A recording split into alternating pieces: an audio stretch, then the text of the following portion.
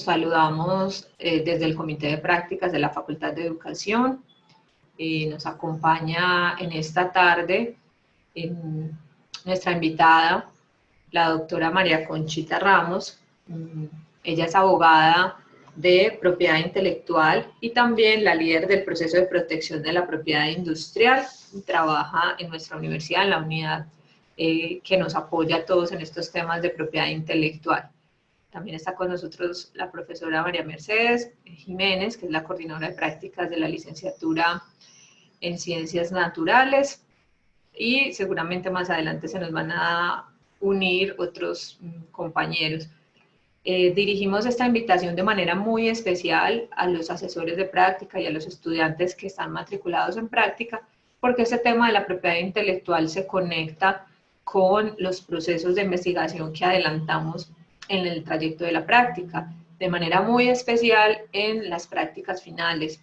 Con frecuencia recibimos ciertas inquietudes acerca de, bueno, qué pasa con los productos que hacen los estudiantes en la práctica, de quién son esos productos, la propiedad intelectual es de los estudiantes solos, de los estudiantes y los asesores o de las instituciones. Suele ser una duda entre algunos asesores y estudiantes, y si bien nuestro convenio de práctica tiene una cláusula al respecto de la propiedad intelectual que refiere que la propiedad intelectual es de los estudiantes, es importante como ampliar un poco esta información, y pues para eso hemos querido tener esta invitada que nos oriente, nos amplíe un poco la perspectiva y nos hable también de los servicios que tiene la unidad en la que ella trabaja, en la cual nosotros podemos acceder, nos podemos acercar ya con casos particulares y dudas concretas. Muy importante que tengan ahí sus preguntas y aprovechemos que no somos muchos para que podamos despejar las dudas que tengamos, y también nuestros casos sirvan de ejemplo para que otros estudiantes y profesores lo puedan resolver. Esta grabación la vamos a compartir en nuestro boletín de prácticas. Ustedes ven que estamos haciendo un boletín más o menos cada mes, y este es un tema que es permanente, pues porque cada semestre vamos renovando los procesos, entonces nos queda también como una memoria que nos ayuda con nuevos cohortes, nuevos estudiantes a despejar estas dudas. Bueno, sin más preámbulos, muchas gracias a todos ustedes por conectarse en esta conversación, este tema de interés, y le damos la bienvenida, un agradecimiento a María Conchita por abrirnos este espacio, y le damos la palabra a ella, que primero nos va a compartir unos elementos claves y vamos recogiendo las preguntas, y luego abrimos el espacio para que ella nos ayude a resolver las inquietudes. María Conchita, bienvenida, buenas tardes. Buenas tardes para todos. Bueno, como bien me presentó la profe Rosa, yo soy María Conchita Ramos. Yo soy abogada de formación y me desempeño como líder del proceso de protección de la propiedad industrial en la unidad de transferencia de la universidad. Esa unidad de transferencia está ubicada en la unidad de innovación de la U. Ahorita al final de la presentación yo les cuento bien qué hacemos nosotros y cuál es nuestra labor al interior de la universidad y cómo apoyamos en la gestión de los resultados de investigación que salen de todos los proyectos de investigación que ejecuta la universidad. En principio, como se señalaba, les voy a contar, yo he visto muy útil en estas conversaciones, en estas charlas con ustedes, contarles primero como conceptos básicos de lo que es la propiedad intelectual, cuál es el alcance, qué es lo que se quiere proteger con ella, para luego, y así me despierto las dudas, se dan cuenta de lo que pasa en la realidad, en la universidad, en el trabajo, qué pasa con las creaciones, y luego ahí ya tienen muchas preguntas, siempre pasa. Ojalá que también pase acá. Entonces, la idea es, aquí siempre lo que hago yo es preguntarles qué es la propiedad intelectual, qué piensan ustedes que es la propiedad intelectual. Yo creo, profe Rosa, que no hay ningún problema que abran el micrófono y vayan contestando, ¿o no pueden? Sí, claro, como tú digas. Para no estar yo aquí solita mirando la pantalla. ¿Qué piensan ustedes que es la propiedad intelectual? Ya les di pistas. Ya les dije que soy abogada, ya les dije que son creaciones, que creen que es la propiedad intelectual. Nada, está muy tímido. Es que no sé cómo se ven si los participantes pueden tener las respuestas, pueden abrir el micrófono, no ¿Sí sé. pueden o no Ellos pueden? sí lo pueden abrir. Si levantan la mano, les podemos habilitar el micrófono. Ya, el que quiera Bueno, que levanten la participar, mano, levanta la mano. aunque ya O les puede mostré la responder a respuesta. través de ahí de la parte de preguntas y respuestas. También, bueno, igual yo sigo entonces para no atrasarnos. Listo, la propiedad intelectual es entonces, es una rama del derecho que busca proteger las creaciones del intelecto. Todo lo que nosotros podamos crear, imaginarnos y traerlo a la realidad es protegible por la propiedad intelectual, cualquier cosa. Inclusive las listas de las formas de protección que tiene la propiedad intelectual no son limitadas, o sea, la ley no las limita. Todo lo que sea susceptible de crear el ser humano es posible protegerlo por la propiedad intelectual. ¿Y por qué es importante proteger esa creación del intelecto? Porque eso en la práctica genera valor.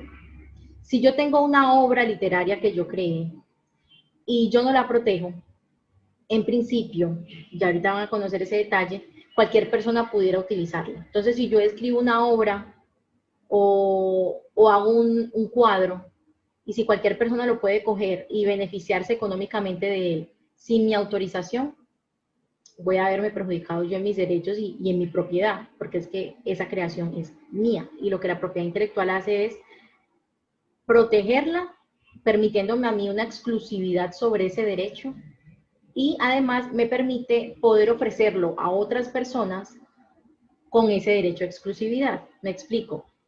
Hagan de cuenta que la propiedad intelectual protege intangibles, cosas que no existen a veces materialmente, intangibles. Pero piénsenlo como un tangible, piensen en una casa.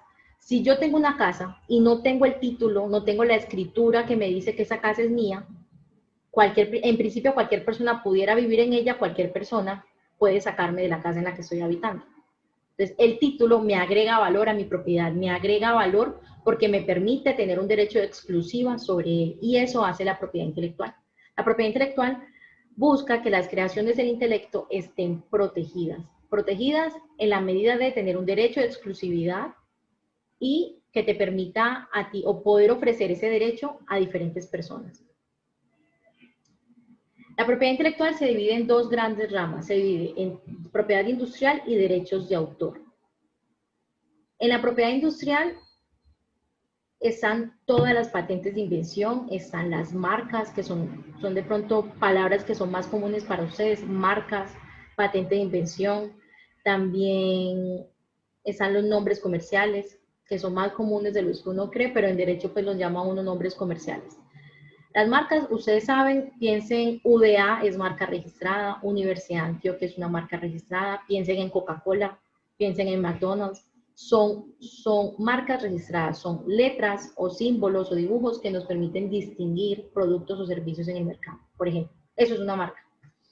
Eso lo vamos a contar muy por encimita en la charla porque queremos hacer énfasis en temas de derechos de autor, pero si tienen alguna pregunta respecto a estos temas o si alguna de sus preguntas nos lleva hacia este tema, podemos conversar sobre ello sin problema.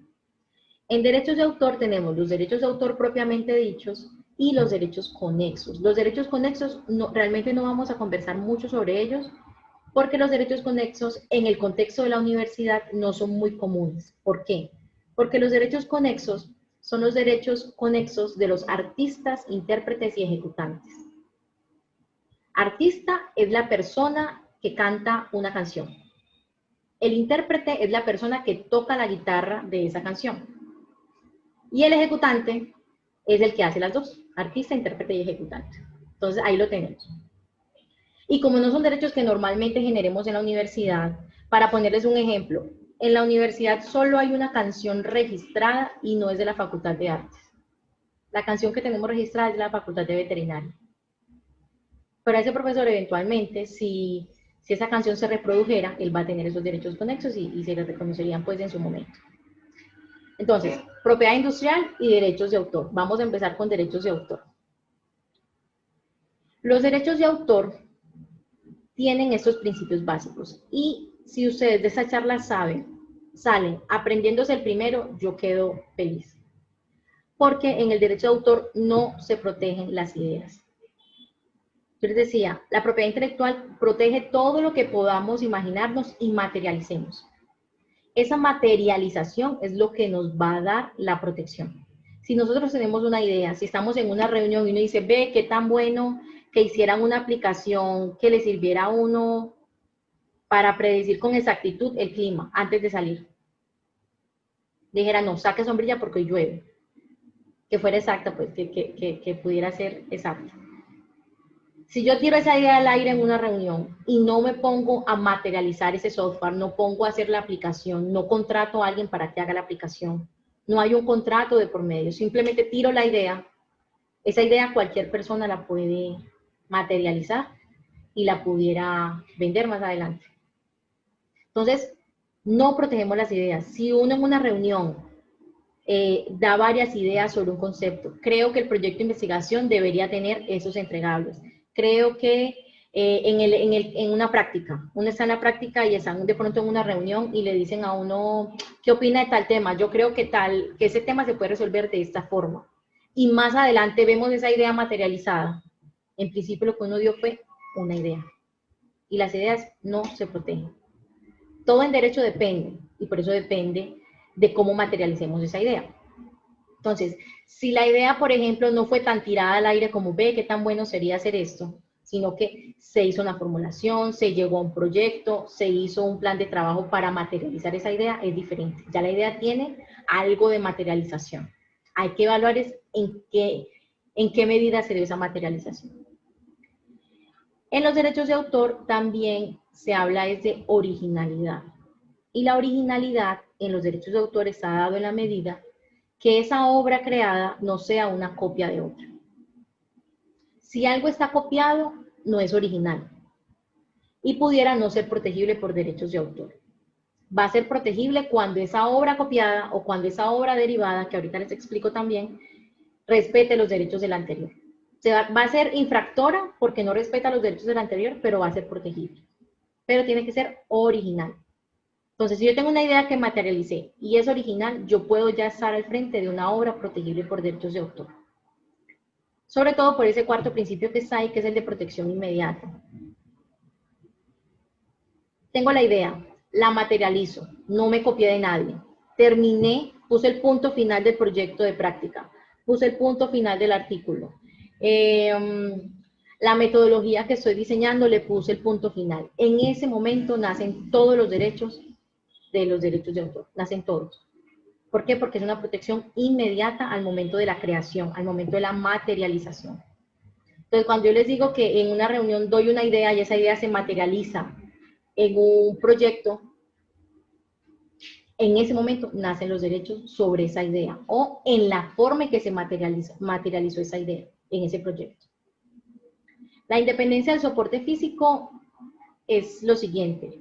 Cuando uno es dueño de una obra, yo soy dueña de un libro, yo tengo la primera copia original, la primera copia de la primera edición de 100 años de soledad. Soy dueña del libro, yo soy dueña del soporte material, del soporte físico, pero no soy dueña de la obra. ¿Eso qué implica? Que aunque sea la primera copia, pues si yo la quiero vender y probablemente me paguen mucho por ella, yo no puedo autorizar, por ejemplo, que saquen copias de esa obra. Esa obra es mía, el libro es mío, pero la obra ahí incluida, la obra ahí materializada, la obra literaria, no. Entonces yo al libro lo puedo vender, lo puedo regalar, yo puedo hacer lo que quiera con el soporte material, con el soporte físico, pero con la obra ahí no puedo hacer nada. Yo no la puedo fotocopiar, yo no puedo publicar las páginas ahí, no lo puedo hacer. Independencia del soporte físico. Una cosa es la obra contenida en el soporte físico y otra cosa es el soporte físico. Es diferente. Por ejemplo, también para que me entiendan, aunque eso ya casi no pasa tampoco.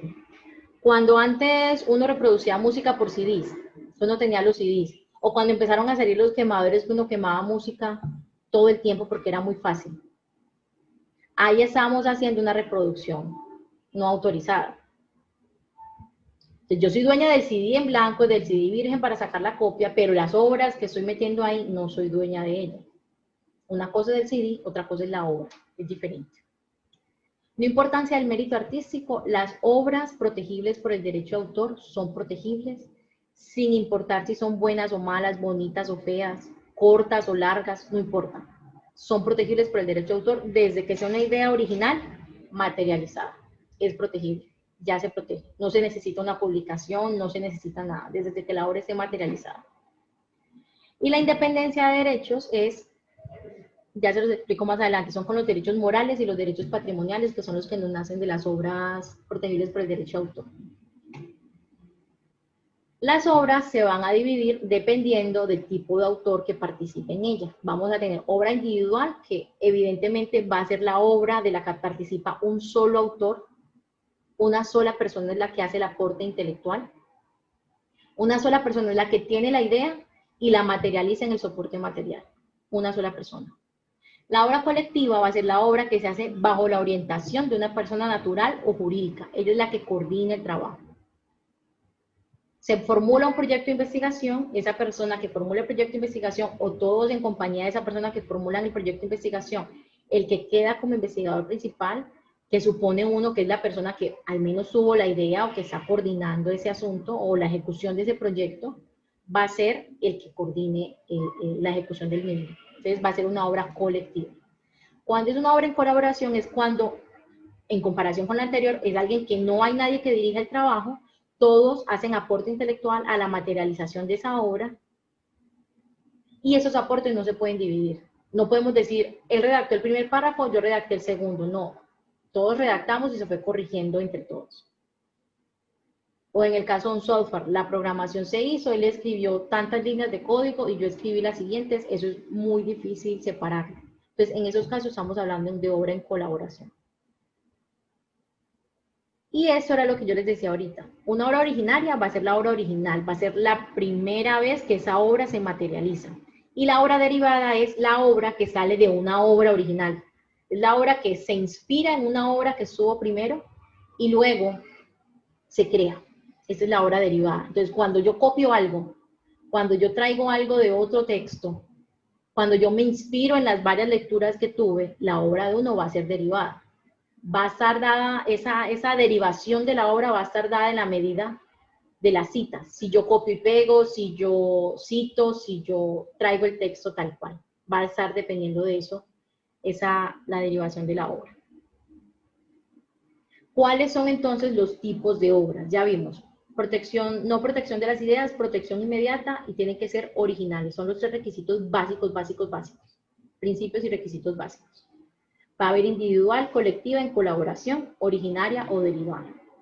Todas esas obras se van a poder materializar en obras literarias, obras cinematográficas, soporte lógico o software, obras musicales, fotográficas, coreográficas, dramáticas, las conferencias y alocuciones y las arquitectónicas.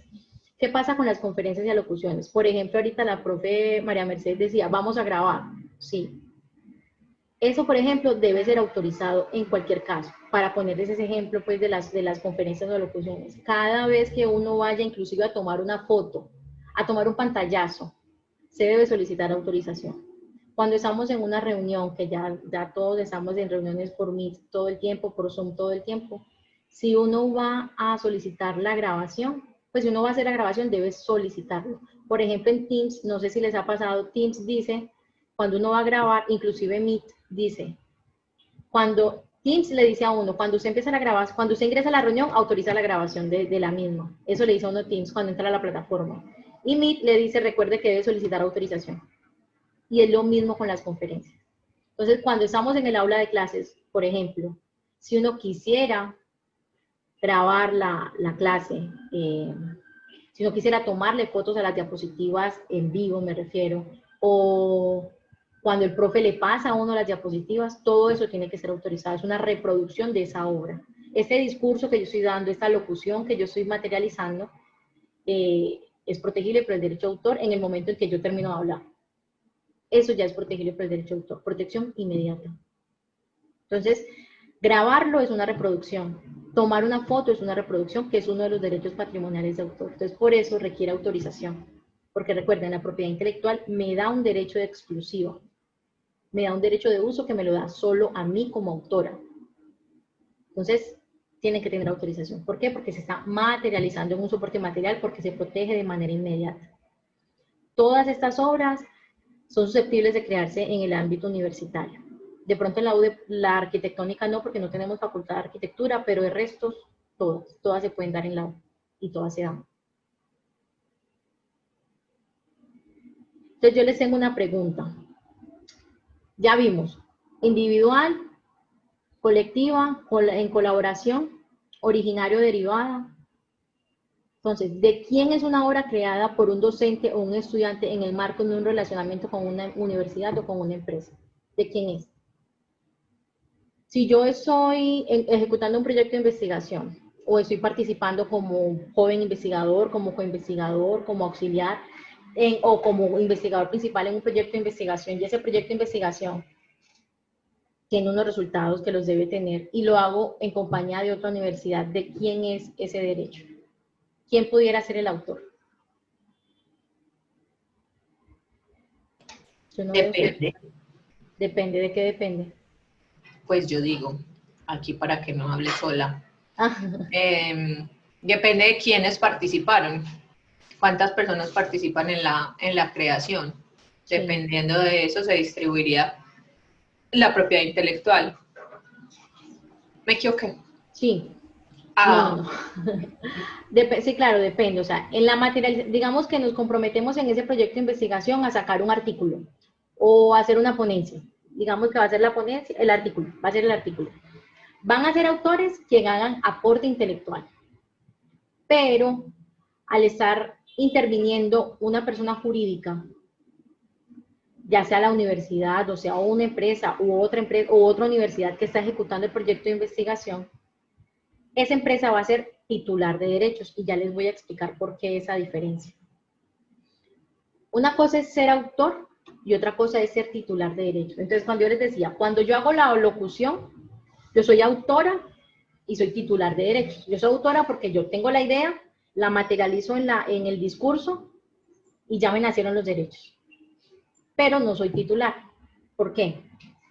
Porque yo trabajo para la Universidad de Antioquia. Entonces, es ahí donde los derechos cambian, o la en cabeza de quién nacen los derechos cambian.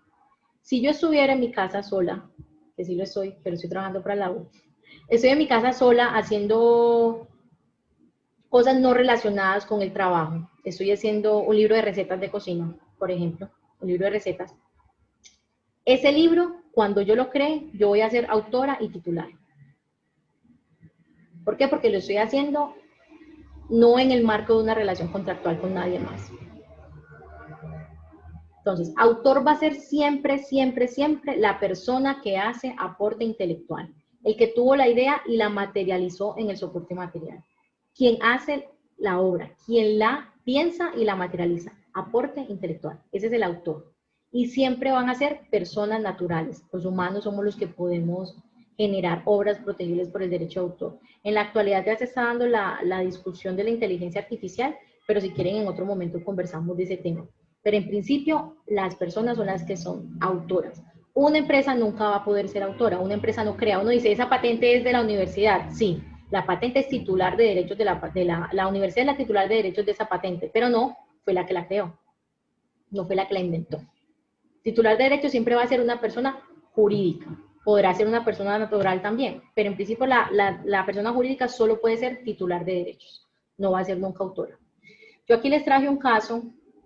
Ese es el caso del relato de un náufrago. Esto ya se dio hace varios años. Y lo que pasó fue que, para diferenciar entre autor y el aporte intelectual, Luis Alejandro Velasco fue el náufrago. Y en el momento en que se dio la escritura de las publicaciones, eso se dio en el contexto que Gabriel García Márquez todavía... Ya era Gabriel García Márquez, pero todavía no era el escritor propiamente. Él trabajó primero como periodista para El Espectador. Y en el marco de esa relación laboral se dio el suceso de Luis Alejandro Velasco y el periódico El Espectador llama a Luis Alejandro y le pide que relate esa historia a Gabriel García Márquez para que él la escriba. Entonces, en su momento y antes del libro, antes de la novela, se hicieron varias publicaciones de la columna de Gabriel García Márquez en el periódico El Espectador sobre el relato del náufrago. Eran historias cortas que se publicaban. Entonces, lo que pasó fue esto. El periódico El Espectador llama a Luis Alejandro Velasco. Le pide, venga, cuéntele a Gabriel García Márquez su historia, nosotros le pagamos por eso, y él hace el escrito. Y así se dio. Él iba todas las noches durante varios meses donde Gabriel García Márquez le contaba la historia. ¿Y qué pasó? Cuando salió el libro, Luis Alejandro demanda a Gabriel García Márquez porque le dice que él es coautor de la obra, porque todo lo que él estaba contando eran ideas, eran hechos que le contaba Luis Alejandro. Y que además, eso lo dijo pues en el juicio, ya en la demanda, en el juicio le dijo, además yo revisaba lo que él redactaba. Ya en los otros testimonios que hubo pues en el proceso, se dieron cuenta que esa revisión que él hacía era una revisión fáctica. Es decir, me caí por la derecha, no me caí por la izquierda. Estaba de noche o estaba de día. No eran asuntos del estilo literario, de la redacción de la obra, de la materialización de la historia. Él contó unos hechos reales que sucedieron. Gabriel García Márquez esa historia la transforma, la cuenta como es real, pero la transforma en una obra literaria. Hace todo un aporte artístico para la materialización de la obra. Lo que se dio en el proceso fue la demostración de eso, que realmente Luis Alejandro no hizo aporte intelectual, no hizo aporte artístico a la materialización de la obra, contó unos hechos. Contó unos hechos que sí le pasaron a él, pero solo contó unos hechos. No hay aporte intelectual en la materialización de la obra, en el libro, no hay. Entonces, el fallo que hubo en este caso fue a favor de Gabriel García Márquez, no le tuvo que reconocer autoría. En la práctica, creo yo que en algunas versiones muy viejas del libro sí hay agradecimientos para el señor Velasco, sí hay agradecimientos de Gabriel García Márquez en la obra al señor Velasco, pero es por eso, porque él contó la historia, él cuenta la historia de él, pero la materialización en la obra la hizo Gabriel García Márquez, autor y coautor. O sea, lo que pretendía el señor Velasco era una obra colectiva. ¿Sí lo notan? Porque él dice, yo conté, yo dirigí, yo dije cómo se tenía que escribir. Pero no es así. Fue una obra que materializó solo o se materializaron solo las ideas de Gabriel García Márquez. Autor, coautor y titular. ¿Qué pasa entonces? Ya vimos, cuando yo soy autor y yo estoy solo en mi casa creando, no hay nadie más para el que yo esté, digamos, trabajando. Yo soy autor y titular. Pero cuando media un contrato de por medio, cuando hay una relación con otra persona para hacer la creación de esa obra, ya uno habla de titularidad derivada. Uno habla que ya uno no puede ser el titular de derechos también. Soy autor, pero puedo no ser titular de derechos. No soy quien puede ejercer, digamos, la comercialización de esa obra. Entonces, cuando estamos enfrente de un contrato de obra por encargo, me explico. Cuando a mí me dicen en la universidad, María Conchita, hay que hacer una charla para la Facultad de Educación, y yo vengo y hago esta presentación, esto es una obra, yo vengo y hago esa materialización, hay una obra por encargo, yo necesito que usted haga esto, yo necesito que usted pinte un cuadro, yo necesito que usted escriba un artículo, yo necesito que usted recoja esta información. Cuando a mí me encargan la creación de una obra, ya vimos cuáles son todos los tipos de obra que nos pueden encargar. Yo voy a ser autor, porque yo hago la materialización de esa obra, pero el ejercicio de los derechos sobre esa obra no los voy a ejercer yo, los va a ejercer otra persona, el encargante, la persona que a mí me dice la obra que necesita. Entonces, cuando ese contrato se firma, cuando ese contrato existe por escrito, el derecho se transfiere a esa persona que lo contrata a uno. ¿Qué derechos se transfieren? Los derechos patrimoniales de autor, y ahorita les explico ese tema. Entonces, obra por encargo es cuando a mí me piden que haga algo o que materialice una obra. Al materializar esa obra, le estoy entregando los derechos a esa persona. Contrato de cesión o transferencia de derechos es ese libro de recetas que yo hice en mi casa. Después me dice, María Conchita, ¿qué tan bueno está este libro? Yo lo quiero publicar. ¿Usted me autoriza? Yo le digo sí. Entonces yo ahí firmo un contrato de cesión o transferencia de derechos. Yo le autorizo a él, porque yo soy autora y titular, para que él haga la reproducción de esa obra, para que él utilice los derechos patrimoniales de autor sobre esa obra y firmo un contrato para que así suceda. Me voy a volver un momentico a la hora por encargo. Esa hora por encargo es la que entendemos que sucede en los contratos laborales, la que sucede en los contratos de pasantía. Cuando yo estoy en el marco de un contrato de trabajo, como lo estoy yo, por ejemplo, en ese momento, todas las horas que yo creo en el ejercicio de mis funciones son del contratante, todas, porque opera esta presunción legal de hora por encargo. Cuando hay un contrato laboral, cuando hay un contrato de prestación de servicios, cuando hay un contrato de pasantía. Así se debe entender. ¿Qué es lo que pasa a veces en esos contratos? Que nos dicen que cedemos la totalidad de los derechos. Eso no es cierto. Es un error de la redacción. Hay una pregunta.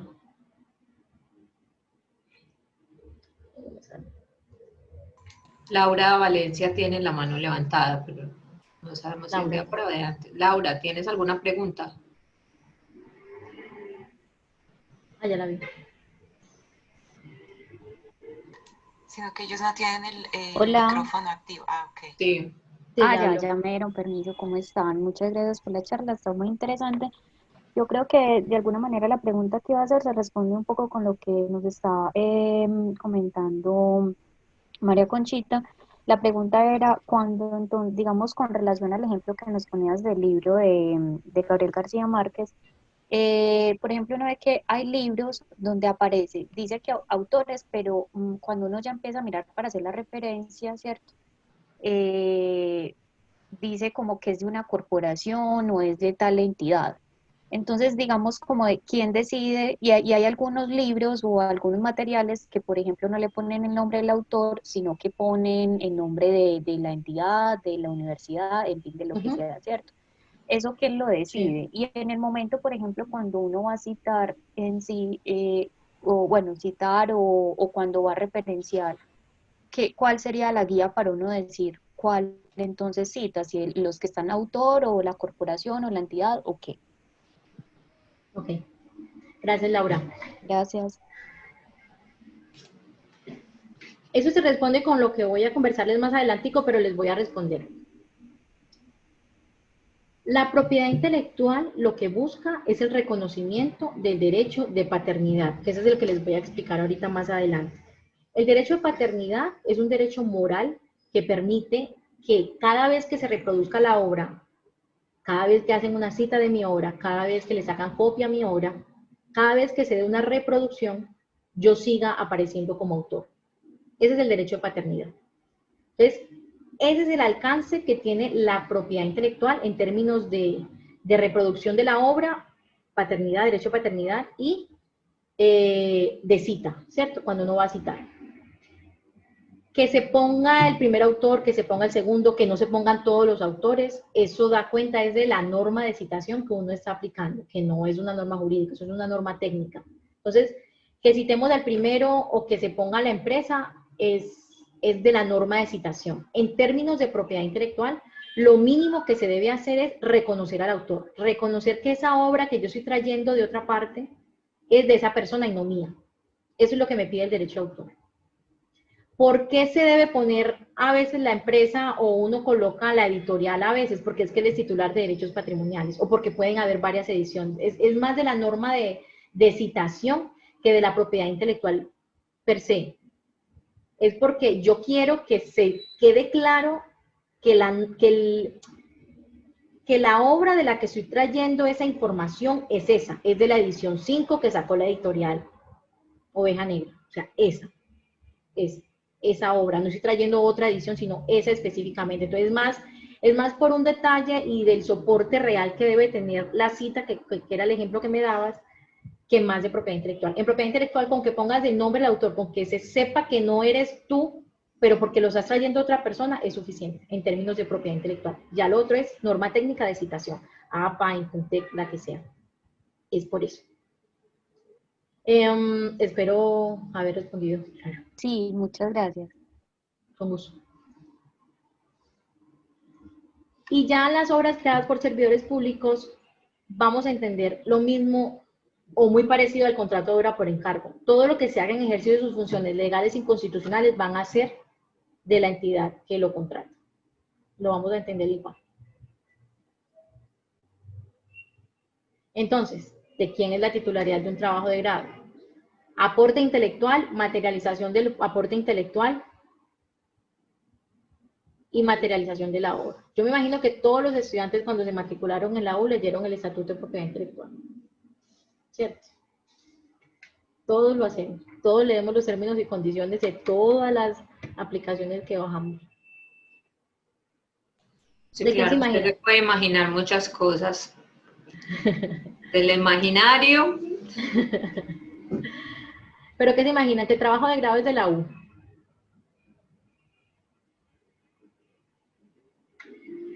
No, el trabajo de grado es del estudiante. Así es. En la universidad, el Estatuto de Propiedad Intelectual regula con detalle ese tema y dice que es del estudiante, pero en principio hay que conocer el detalle o en el marco en el cual se dio ese trabajo de grado y ahorita lo vemos, pues ahorita al final. Entonces, los derechos que nacen con la materialización de la obra son derechos de dos tipos, morales y patrimoniales. El de paternidad fue el que yo les conté ahorita, que es el que mi nombre aparece en la obra cada vez que la obra sea reproducida. Entonces, cuando yo les decía ahorita, cuando hacen la grabación de la locución, debe aparecer quién hizo la grabación, porque él es autor de la obra de la grabación, quién es el autor de la locución, que sería yo, y de la obra que se está reproduciendo, que es la presentación. Además de los derechos de imagen del video mío que queda ahí. O sea, son muchos derechos que están en una sola acción que uno a veces no se da cuenta. Entonces, cada vez que se reproduzca esa obra, debe aparecer el nombre del autor. Yo siempre coloco el ejemplo de la Mona Lisa. Ay, se me acaba de olvidar el autor. Ay, Da Vinci. Ay, se me olvidó. Leonardo. Leonardo da Vinci, sí. La Mona Lisa. ¿Hace cuánto se hizo esa obra? Tiene cientos de años. ¿Se duda que él sea el autor? No, no se duda que él sea el autor. Él es el autor. Entonces, siempre que se reproduce la obra, aparece que él es el autor. ¿Cierto? El derecho de integridad es el derecho a oponerse a cualquier modificación de la obra. Si, por ejemplo, Botero quisiera oponerse a las obras derivadas que hacen de sus cuadros, de su escultura, él lo puede hacer, él lo pudiera hacer. Pero en el principio el alcance, pues el derecho sí alcanza hasta allá, pero no se hace en principio. Todos vamos al parque de las Bordas de Botero en el centro y nos damos cuenta de eso. Allá se encuentran todas esas obras reproducidas. El derecho de retracto es el derecho a retirar su obra del mercado una vez se ha dado a conocer. Si, por ejemplo, una edición del libro o de un libro que yo autoricé, el libro de recetas, que es el ejemplo que tengo de la obra que yo hice, yo ya autoricé a la editorial que imprimiera 500 copias de ese libro, o 1000 copias, 5000 copias del libro, y al final me arrepiento, ya no quiero que salga el libro publicado, es que yo soy abogada, qué pena que se den cuenta que también cocino, ya no quiero que ese libro salga, voy a ejercer mi derecho de retracto. Esos derechos que todos ven aquí son derechos fundamentales, esos derechos se pueden reclamar inclusive por tutela. Y yo voy a ejercer ese derecho de retracto, voy a decir, lo voy a ejercer. ¿Qué pasa? Recuerden las relaciones contractuales que les dije arriba. Si ya yo firmé un contrato de cesión o un contrato de licencia para la editorial, ese contrato ya tiene unas obligaciones establecidas. Él no me va a dejar de reconocer mi derecho de retracto. Él me dice, ejerza su derecho de retracto, lo puede hacer. Pero, y es muy probable que ese contrato tenga una cláusula de ese tipo, tenga una cláusula penal. Tiene una cláusula penal que no es penal de cárcel, sino penal de pecuniaria, de dinero. Entonces me va a decir, si usted va a ejercer su derecho de retracto, antes de que se impriman las 1000 copias, tiene que pagar las copias que se hayan impreso hasta ese momento, por ejemplo. O si va a ejercer su derecho de retracto, luego de impresas las 5000 copias, tiene que pagar el 100% más la publicidad que se haya hecho del libro. Entonces, no me van a evitar que ejerza mi derecho, pero sí me van a poner una condición para él, pero porque ya hay un contrato de por medio. Si estamos en el marco de que no hay ningún contrato, yo puedo ejercer mi derecho de retracto. El derecho a modificación es el derecho a alterar. Qué pena, no sé si se escucha la bulla que está pasando afuera. pasando la Feria de las Flores por tu casa, yo creo. Yo creo que sí. Dale, pero no. Sigo, ¿se escucha bien si sigo hablando? Ya hay un poquito en el fondo, pero no importa. Listo. El derecho de modificación es el derecho a alterar la obra. Ese es el derecho que vemos que se ejerce cuando sacan una primera edición, una segunda edición, una tercera edición de una misma obra. Puedo modificar mi obra en cualquier momento. Y el derecho de ineditud es el derecho que yo tengo a ejercer para que no publiquen mi obra. Es el derecho que no quiero dar a conocer mi obra. Estos derechos morales, todos son personales. Personales quiere decir que son de la persona, cuando hacen parte casi de la personalidad de uno. Por eso es que son fundamentales y pueden reclamarse por tutela. Extrapatrimoniales es que no son susceptibles de valoración económica. Entonces, cuando yo les decía que en esos contratos a veces se suele poner, se ceden la totalidad de los derechos, se entregan todos los derechos, eso no es aplicable.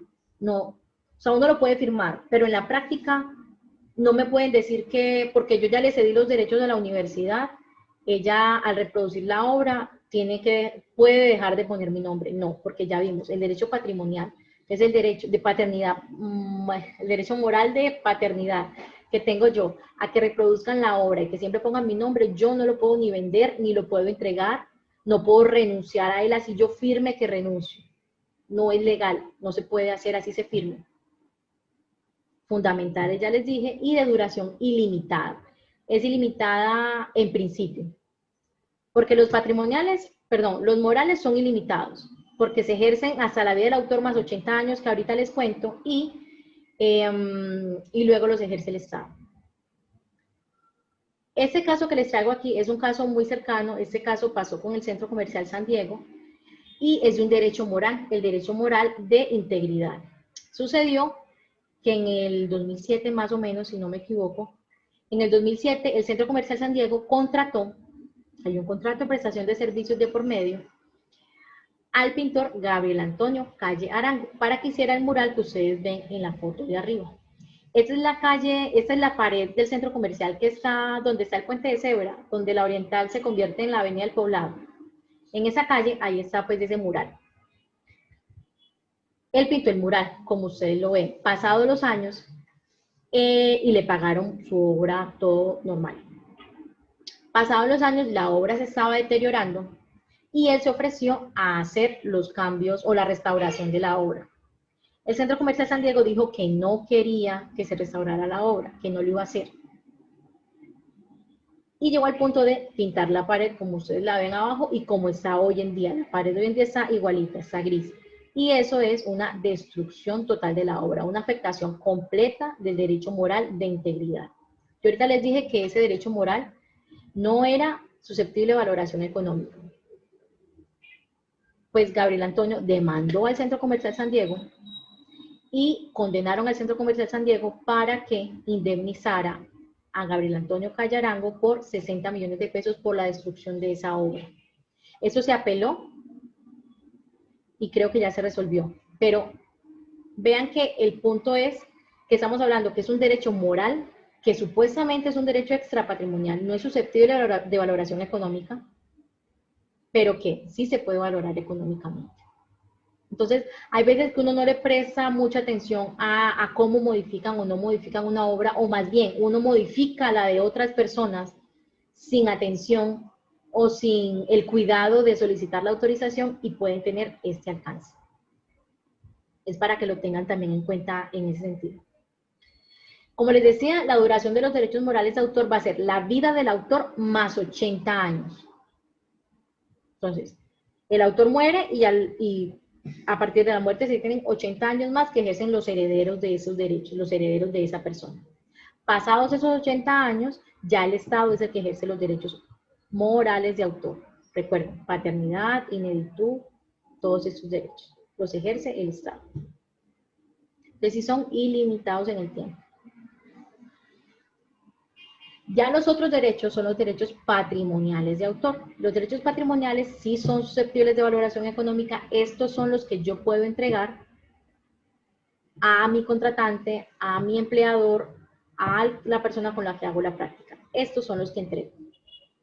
El derecho de disposición, que es el derecho a poder disponer de ese derecho. El de distribución es el derecho a distribuir públicamente las reproducciones o copias que uno tiene de la obra.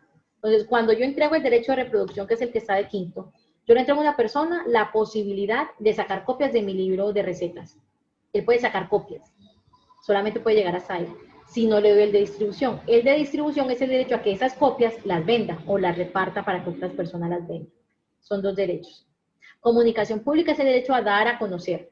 Si, por ejemplo, yo hubiera ejercido mi derecho de ineditud, que no quiero que publique mi obra, y alguien la publica, me está afectando dos derechos. Me está afectando el de ineditud y me está afectando el derecho de comunicación pública. Son dos derechos, con una sola acción, por ejemplo. O simplemente yo tengo la obra, pero no la he publicado todavía y se me adelantan y la publican. Se están afectando esos derechos.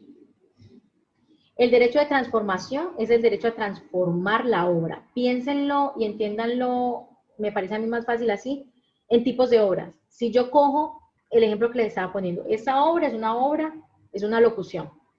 Pero cuando se materializa en una grabación, que es otra obra. Entonces ya van dos obras. Y además se está reproduciendo otra obra, que es la obra de la presentación de PowerPoint. ¿Cierto? Entonces, estoy transformando. Yo mi obra, locución, la transformé en presentación de PowerPoint. Y aquí que la estoy presentando, queda en una grabación, un video. Transformación. Transformo de un tipo de obra a otro. Eso es el derecho de transformación. También están las traducciones, las adaptaciones. Cuando yo cojo una obra que está en inglés y la traduzco al español, estoy transformando la obra. Es un derecho patrimonial de autor que debe ser autorizado. Esos derechos, si son disponibles, yo sí puedo decir a quién se los entrego y a quién no. Inclusive, puedo disponer de ellos por porcentajes. Me explico. A la profe Rosa le entrego el 100% del derecho de disposición, del derecho de transformación. Pero a Laura le entrego el de reproducción y el de distribución. Yo me quedo con el de disposición y el de comunicación pública. No se los entrego a nadie. O a la profe le entrego el 50% de distribución y el de reproducción se lo entrego el 100% a Laura y el otro 50% el de distribución se lo entrego a la profe Rosa. O sea, lo puedo repartir. Ese es el principio de independencia de derechos. Yo puedo coger esos derechos y entregarlos en la medida que yo quiera. Yo puedo disponer de ellos al punto que puedo decir, le entrego el derecho de distribución y reproducción de mi libro de recetas a la Universidad de Antioquia, pero solamente se lo entrego en Colombia. En el resto del mundo no lo puede hacer.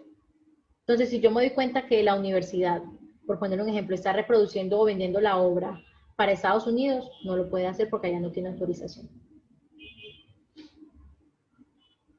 Entonces, disposición, el de distribución ya lo expliqué.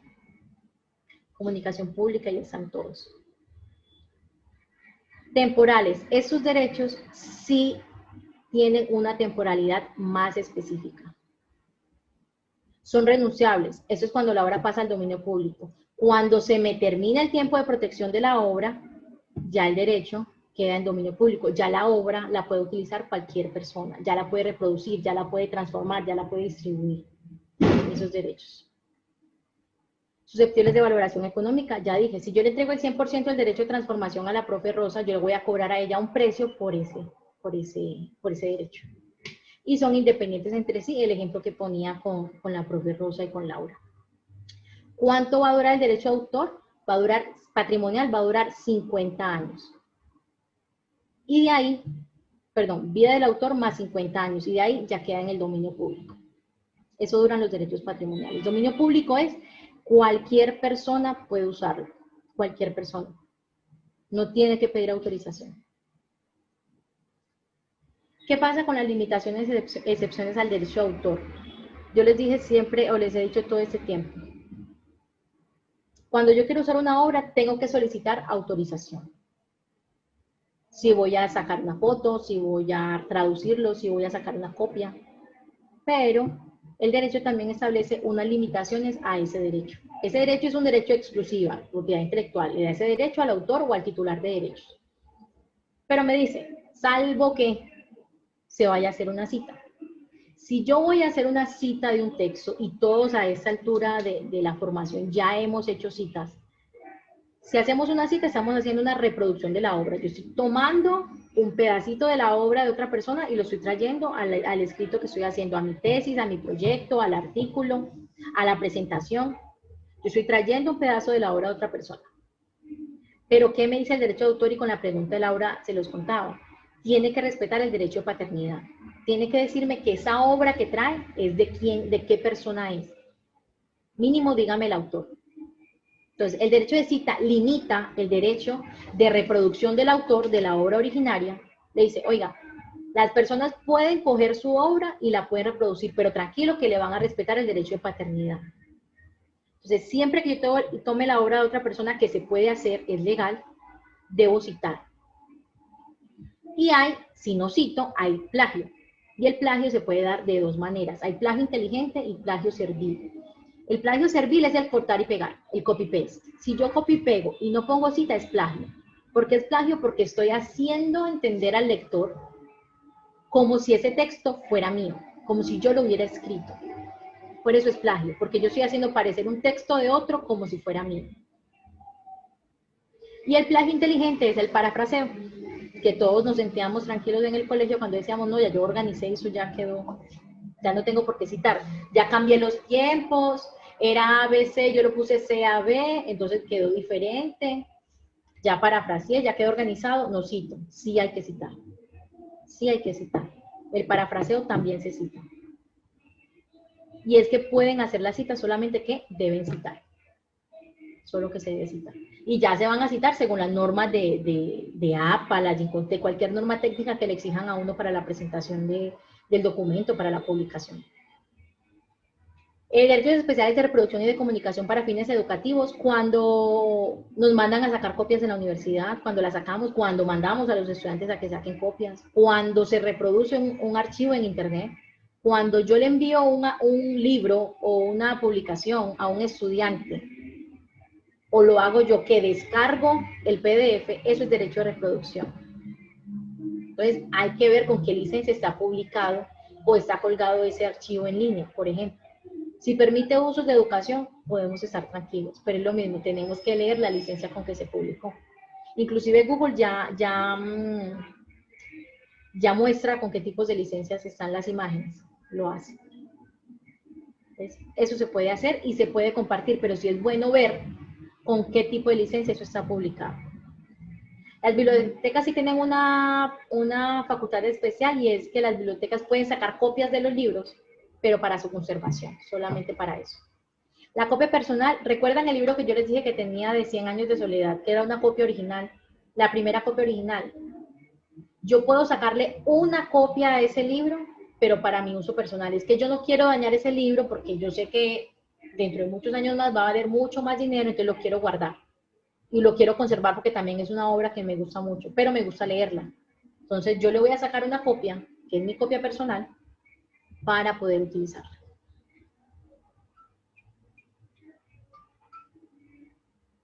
Utilización de las obras en el domicilio público, domicilio privado, en el domicilio privado y sin ánimo de lucro, se pueden tener las obras en la casa.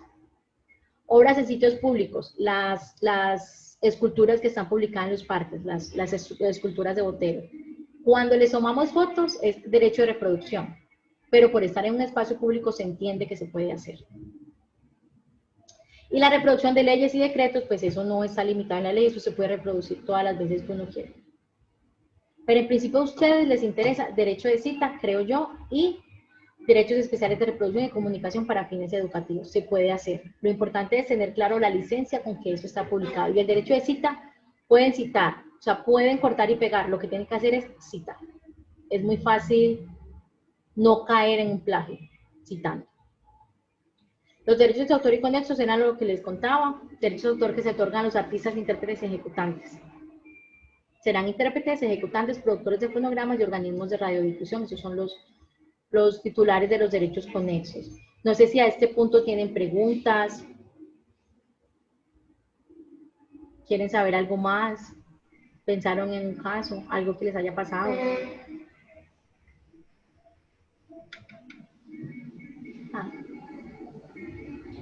A mí, mientras los compañeros se animan como a hacer más preguntas, a mí sí me gustaría como que situáramos o ejemplificáramos, digamos, en el caso de nuestro convenio de prácticas, el trabajo de grado, cómo allí se expresa, ¿cierto? Porque de ahí provienen a veces las inquietudes. En el convenio de práctica, la cláusula de propiedad intelectual, a ver si ahorita la busco, más o menos lo que dice es que si la organización a la que los estudiantes hacen práctica da un apoyo económico al estudiante, como que la organización adquiere parte de esos derechos. Cuando no lo hace, todos los derechos son del estudiante.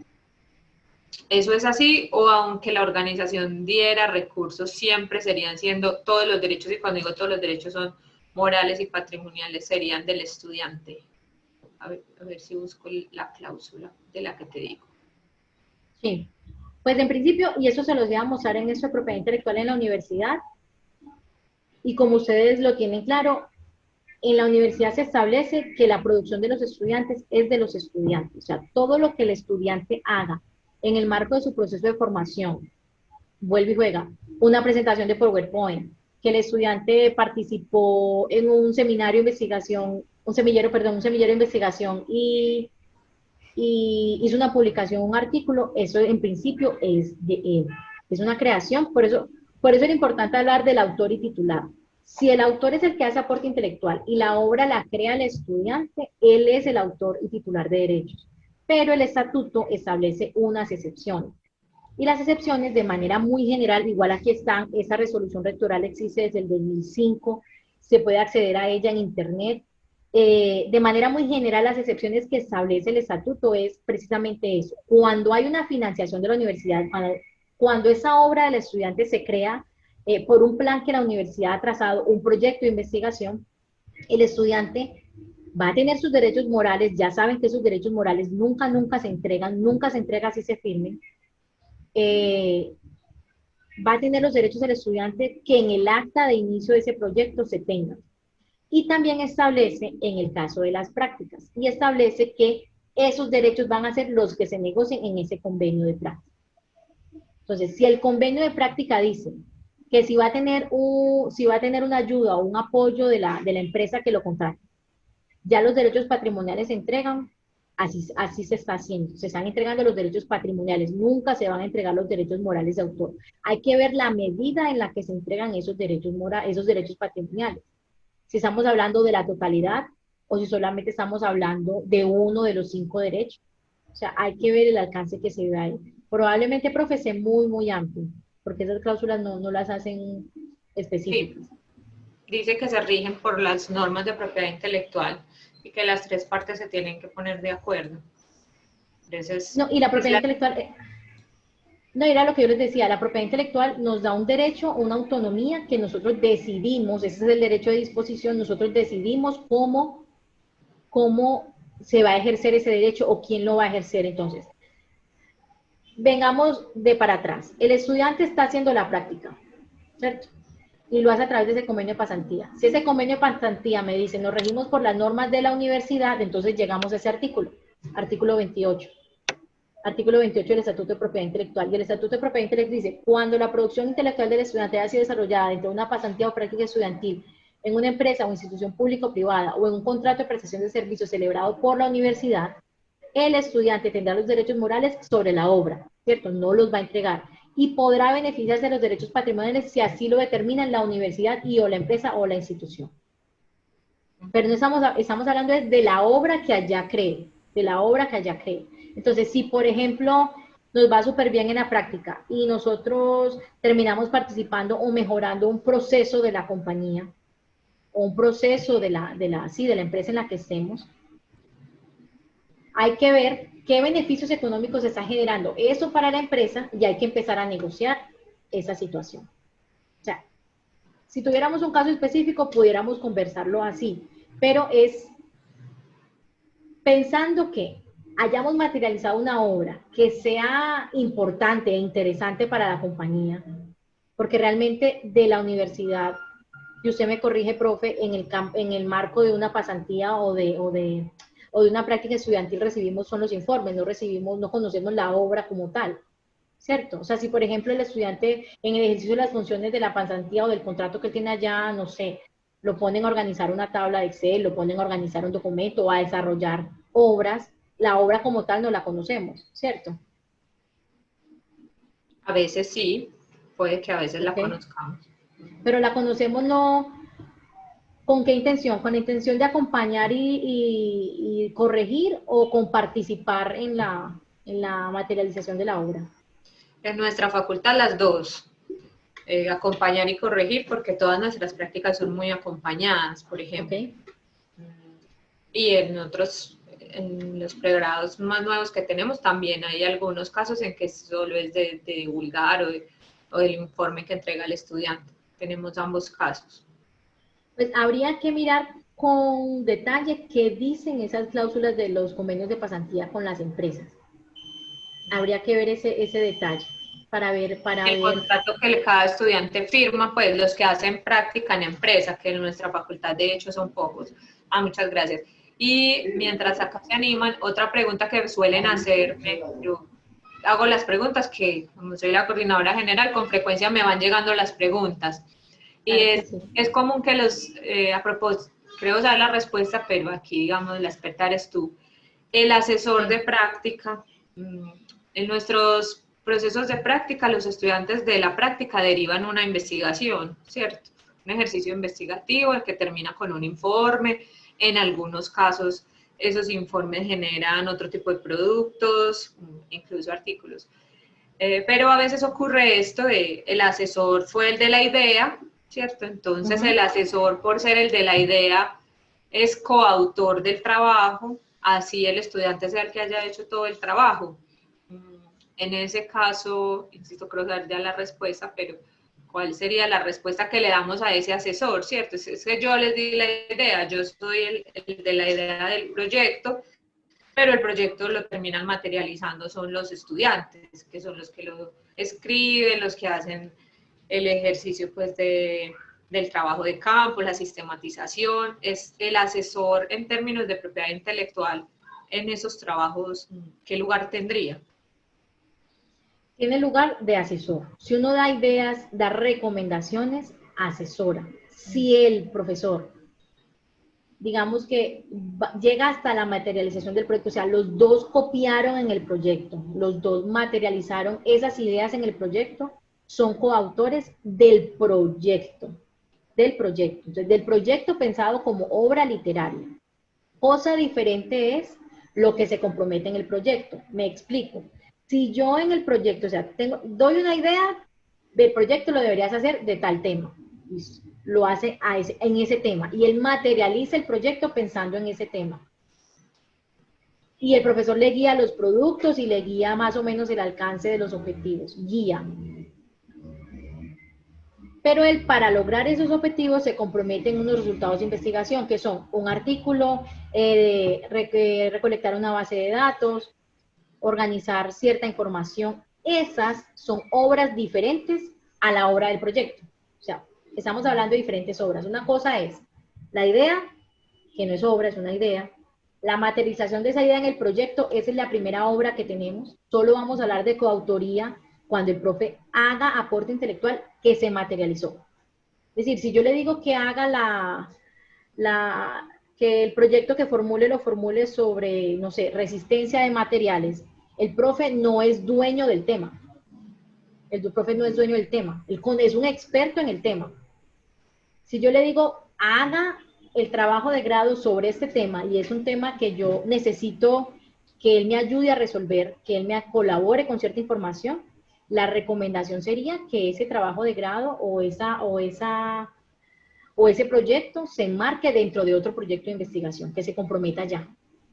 Pero si es una guía solo para la pasantía o es una guía para la formulación de ese proyecto de la pasantía, eso es del estudiante. No debería haber coautoría del profesor. Eso es muy claro. Y en el caso, es decir, el profesor no es coautor del trabajo de grado porque haya dado la idea. Entraría a ser coautor si él escribiera parte de ese trabajo, lo cual no tiene sentido, ¿cierto? Y así exacto, ni siquiera porque está protegido por el estatuto de la universidad. Y en la segunda obra de la que estamos hablando, esta que sería el artículo, ya hicimos el trabajo, el estudiante hizo el trabajo de grado, el informe, Sí. y escribimos un artículo. Volvemos a la pregunta, ¿esa coautoría del asesor se derivaría solo del hecho de que yo fui el asesor de tu trabajo, entonces ponme ahí de coautor, o la coautoría solamente tiene lugar en el caso en que el profesor escriba parte del artículo y, como tú decías ahorita, se pueda diferenciar claramente la parte que el asesor escribe? Pues esta parte en la que Sí, nos o sea, decías que debe ser claramente diferenciable los aportes de cada uno, o ahí cómo funcionaría. Eso nos va a determinar es el tipo de obra, si es una obra en colaboración o una obra colectiva, pero igual en cualquiera de los dos campos vamos a estar en obra en coautoría, o sea, ya hay más de un autor, o sea, si estamos en el campo de que es una obra en colaboración o una obra colectiva, ya dejó de ser una obra individual. Si podemos distinguir o no, o sea, pensando en el caso que me llegue a la oficina de un estudiante en coautoría con un profesor, no importa si lo podemos distinguir o no. Si hay aporte intelectual de los dos y digamos que esa situación es clara para los dos deberían ser autores. Ya en el caso de conflicto, ya es otra cosa que hay que conversar. Pero en principio, si hay aporte intelectual de los dos deberían ser coautores. Más allá de una idea, más allá de una guía. Es decir, si el profe dijo, no, cambia ese párrafo, corrígelo, no está bien, así no te lo van a aceptar en la revista, corrígelo. Si es hasta ahí, no es coautor, pero no, venga, yo le corrijo ese párrafo y ya se puso el profesor a escribir y corrigiendo el párrafo se escribió 10 párrafos más, ya el profesor es coautor. Ok, eso es muy importante que nos quede aquí claro. No sé si alguno de los participantes tiene una pregunta. En la partecita de abajo hay un espacio que dice preguntas y respuestas para que envíen sus preguntas en este formato de Zoom, que a lo mejor a algunos no les deja intervenir el chat, o pueden levantar la mano y les damos la palabra. Si no, pues yo voy poniendo otras preguntas que tengo aquí en el tintero. A propósito de esas que teníamos, de lo que hablas de los productos en obra en colaboración, cuando somos muchos autores y no es posible distinguir quién hizo qué parte, pues porque hemos intervenido tanto.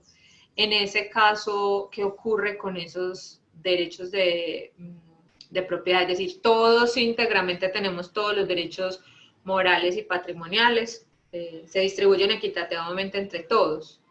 Sí, o sea, ahí digamos que los patrimoniales, los morales, cada quien tiene el derecho a seguir saliendo como autor, y en el caso que fueran a ejercer cualquiera de los otros derechos, tiene que haber acuerdo entre todos. Tiene que haber acuerdo entre todos. Y estamos en un escenario en el que los 5 o 3 coautores son de la Universidad de Antioquia.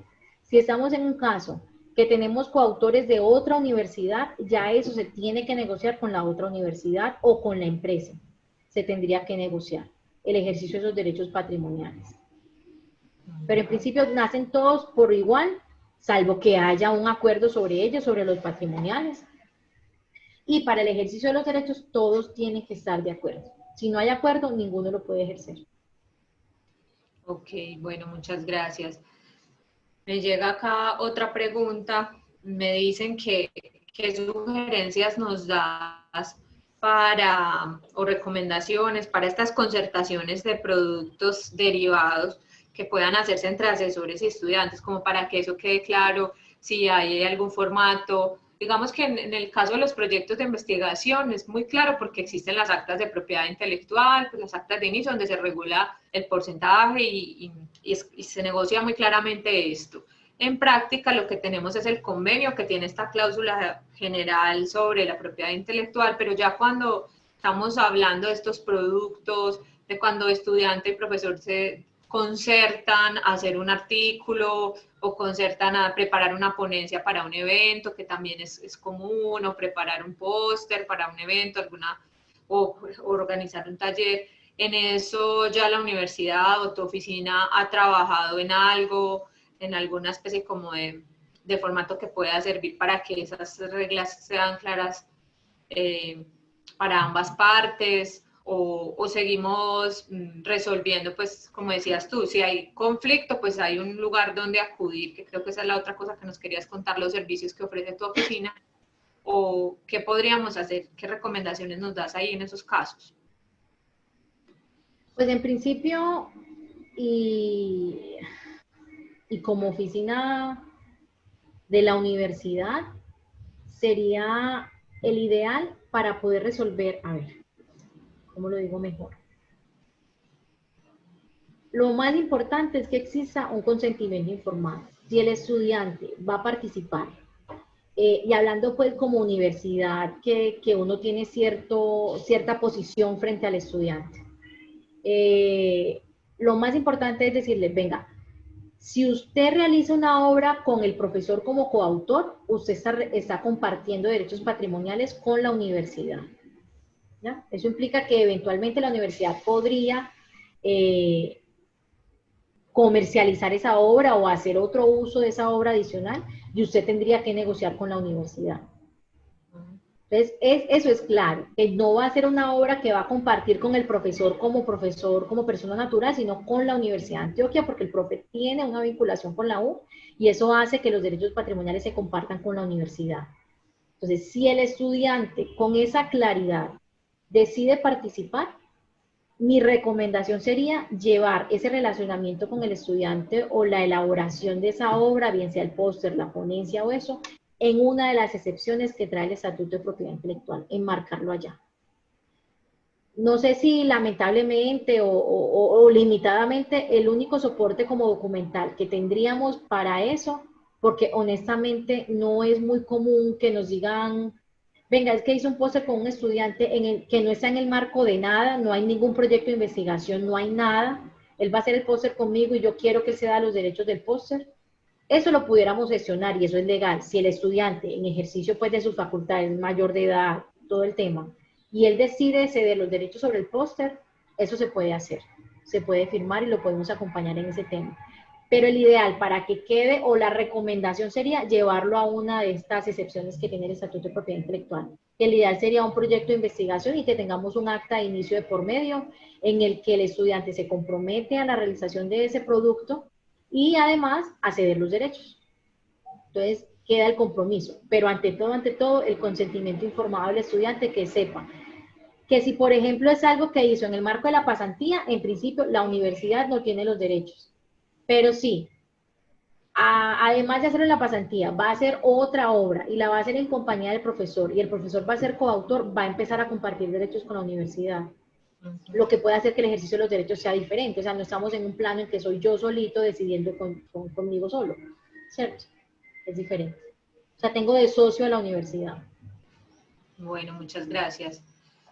Bueno, creo que nos quedan unos minutos para que nos cuentes un poco más sobre la oficina o las veces en qué casos podemos acudir allí a los servicios de la Oficina de Propiedad Intelectual. Claro que sí, yo les cuento, yo les voy a, no sé qué estoy compartiendo, déjenme un segundito, les voy a compartir otra pantalla para mostrarles la presentación que tenemos de la unidad.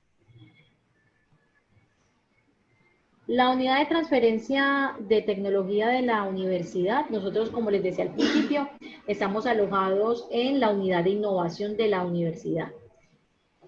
La unidad de innovación tiene 4 procesos transversales. Nosotros somos la oficina de transferencia de conocimiento, que somos los encargados de la gestión, identificación y transferencia de los resultados de investigación que salen de los proyectos de investigación de la universidad. Nosotros nos encargamos de toda la protección de la propiedad intelectual y su comercialización. En emprendimiento, ellos se encargan todo el acompañamiento a las iniciativas de empresa que tengan los estudiantes y también hacen el acompañamiento a nivel de ciudad a través de Parque E. Eso lo hacemos desde emprendimiento. En innovación social, que ese es uno de los procesos nuevos que tiene la unidad, se hace toda la construcción de soluciones a las problemáticas sociales, se hace todo el acompañamiento en temas de innovación social. Y en fomento lo que se hace es el fomento de la cultura de la innovación y el emprendimiento. Ellos hacen procesos de formación, hacen charlas en las que participamos todos pues, los miembros de la unidad. Estos son los 4 procesos que tiene la unidad de innovación. Y específicamente nosotros como oficina de transferencia y también la unidad de innovación es lo que los profes también conocen como programa de gestión tecnológica. El programa como tal tiene más de 15 años de experiencia en transferencia de tecnología y esto nos resultó hace ya un año más o menos en el reconocimiento como OTRI por la política de actores de Colciencias o MinCiencias. Entonces, nosotros fuimos la primera oficina de resultados de investigación reconocida en el país. Eso implica pues un reconocimiento a las capacidades de la unidad y de la universidad. Estos datos que les muestro aquí ya están un poquito atrasados. En tema de spin-off ya tenemos 5 spin-off creadas. Registros de derechos de autor ya estamos por encima de los 100 y patentes concedidas a la universidad ya tenemos 80 patentes concedidas en la universidad. Yo de manera específica me encargo del acompañamiento de todas las patentes de la universidad. Los contratos de investigación aplicada y valorización son contratos que nosotros hacemos o logramos gestionar con las empresas para que los resultados de investigación que nosotros gestionamos en la universidad lleguen a mercado. Una cosa es lo que sale de los productos de investigación de los proyectos, que eso pueden tener un estado de desarrollo tecnológico suficiente como para su comercialización, o si no, lo hacemos a través de unos proyectos de investigación que buscan ese adelanto del TRL, que es ese estado del desarrollo tecnológico. Hemos en la actualidad firmado, sí, más de 39 contratos de licencia, o sea, de esas 65 patentes, 80 patentes que les digo que tenemos hoy y derechos de autor, ya hemos logrado comercializar 39. En regalías, esto es un tema que a veces los profes no queda muy claro o no lo conocen. Cuando hacemos la comercialización de esas tecnologías, es posible que los profesores de manera directa, las facultades y los grupos de investigación reciban beneficios de esa comercialización. O sea, eso se logra y eso está regulado en la universidad. Cuando, por ejemplo, en esos desarrollos participan estudiantes, también se les pueden entregar eventualmente también se les podrían entregar. En la unidad de transferencia de manera específica tenemos estos 5 procesos. El proceso de identificación, comercialización, valorización, aseguramiento y protección. El de identificación, a través de este proceso lo que hacemos es conocer los resultados de investigación de los proyectos, conocer su caracterización en el marco de qué proyecto de investigación se crearon, qué quieren y para qué se desarrollan. El de valorización lo que hacemos es, conociendo esos resultados de investigación, trazamos una ruta para saber cómo llevar y qué debemos invertir para llevar ese producto a mercado, qué es lo que necesita. Aseguramiento es un acompañamiento jurídico que se realiza desde la unidad, desde el proceso de identificación hasta el proceso de comercialización. Lo que se quiere es tener claro o negociar de manera clara esos temas que estábamos hablando, por ejemplo, con los estudiantes. El tema de lo que se desarrolla en el campo de una práctica, y si eventualmente ellos quieren ceder eso a la universidad y lograr su comercialización con el acompañamiento de nosotros, pues con el proceso de aseguramiento se hace todo el acompañamiento contractual pues y jurídico. Y en el proceso de protección, que es el proceso que yo lidero, lo que hacemos es la identificación de la mejor forma de protección, de la forma estratégica de protección que nos va a agregar valor al desarrollo para poder mejorar sus posibilidades de comercialización. Y en el de comercialización lo que hacemos es eso, intentar sacar ese producto al mercado y lograr pues su comercialización. Entonces nosotros lo que hacemos desde la oficina es eso, conocer los desarrollos, gestionar su protección y lograr su transferencia. El objetivo que tenemos son los activos intangibles de la universidad, de los que la universidad es titular de derechos.